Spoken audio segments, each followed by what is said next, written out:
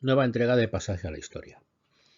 Con todo lo que está pasando en el mundo, la guerra de Ucrania, la crisis energética, la inflación, el COVID que continúa con la séptima ola, la crisis climática, dedicarle un ratito a hablar de mito e historia puede resultar banal, pero a lo mejor tiene más relación de lo que parece con lo que está sucediendo.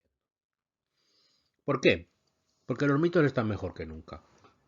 Cuando se habla de mitología, pues a todo el mundo le viene pues a la mente el tema griego, romano, azteca, inca, los dioses, ¿no? Esa relación entre lo fantasioso y lo real, ¿no? Zeus relacionándose con los seres humanos y todas esas grandes historias que son preciosas, ¿no? El inicio de la narración, del arte, en fin, una serie de cuestiones, ¿no? Y que además tratan de temas que están ahí y que continúan vigentes y que bueno, y que nos llenan la mente de nombres de héroes, de diosas, etc, etc. Por eso, bueno, la mitología en su día fue lo que fue.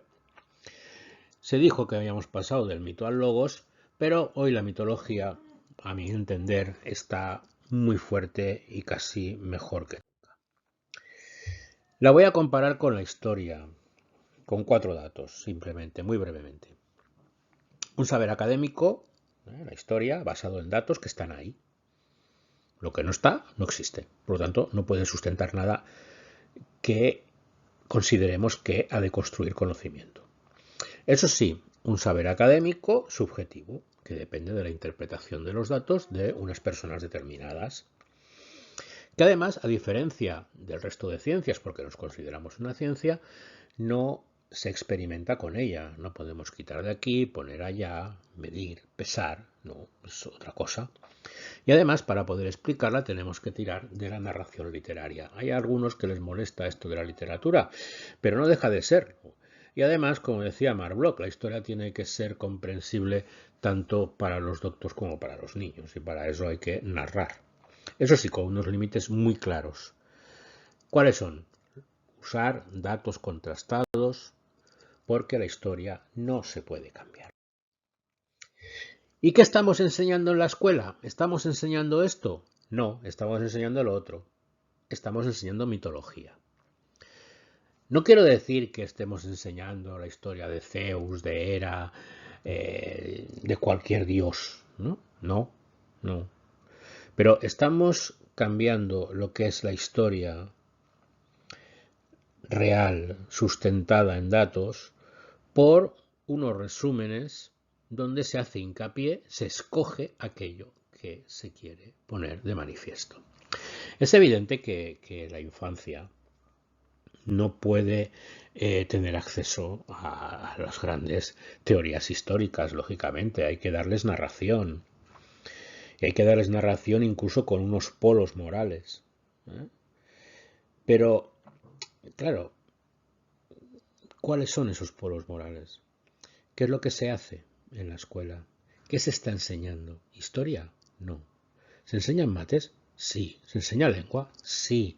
¿Se enseña biología? Sí. ¿Se enseña historia? No. ¿Por qué no se enseña historia? Primero, por la propia naturaleza de la materia. Ya digo que es muy difícil a la infancia, imposible, explicarle historia como la entendemos los historiadores. Hay que hacer resúmenes, hay que llevarlo a lo mínimo, ¿no? A lo básico. Pero alguien se dio cuenta de que eso puede funcionar como mito. Puede mitificar determinados elementos. Y eso queda. Es curioso que una asignatura como la historia, que es la más, digamos, la menos útil, como he dicho alguna vez, resulta que es el campo de batalla de todos los partidos políticos en cualquier país, el control de la historia. ¿Para qué? Para mitificar aquella parte que quieren mitificar. La historia no se puede cambiar, pero eso es verdad. Esta tarde tenía una conversación con Penélope, mi editora de Dasa. Ya sabéis que tengo algunas novelas editadas en esa editorial. Y teníamos una conversación sobre, bueno, sobre una que estamos trabajando sobre ella, ¿no? Y en un momento determinado me dice, va, mucho Titanic has visto tú, ¿no? Y yo le digo, bueno, a ver, digo, hay 6 películas, ¿no? sobre el tema, y dice, siempre acaban igual.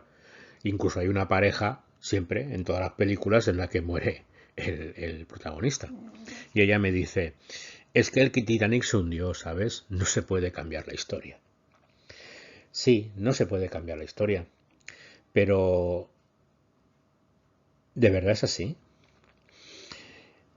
En el colegio se cambia la historia. Y en la política se cambia la historia.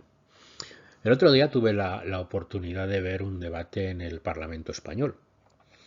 Se debatía el asunto del uso de las lenguas cooficiales en las Cortes, ¿no? Un tema recurrente sobre todo de los grupos nacionalistas.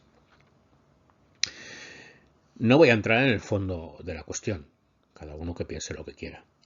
Pero lo que sí que me llamó la atención es que todos los que salieron, todos, utilizaron la mitología como argumento para defender su lengua o para atacar a otra lengua. Gente adulta, gente dedicada a la política, gente que estaba haciendo un discurso público. No hubo una sola verdad histórica en todo lo que dijeron. Incluso hubo alguno que citó documentos, que eso está muy bien. El problema es cuando obvias el resto del documento y sacas solo la parte que te interesa. Esto que decía antes, la historia utiliza todos los datos, no los escoge, los utiliza todos. Bueno, pues aquí, en el Parlamento Español el otro día, se falseó la historia de la lengua, bueno, de la cultura, lo que quieran. Pero allí cada uno arrimó el ascua a su sardina, hablando de lenguas milenarias, imposiciones por la fuerza, colonialismo peninsular, bueno, en fin, una serie de historias que en cualquier simposium o discusión o diálogo de gente que sepa es que no tiene ningún tipo de cabida. Sin embargo, ese día, pues bueno, aparece en el diario del Congreso.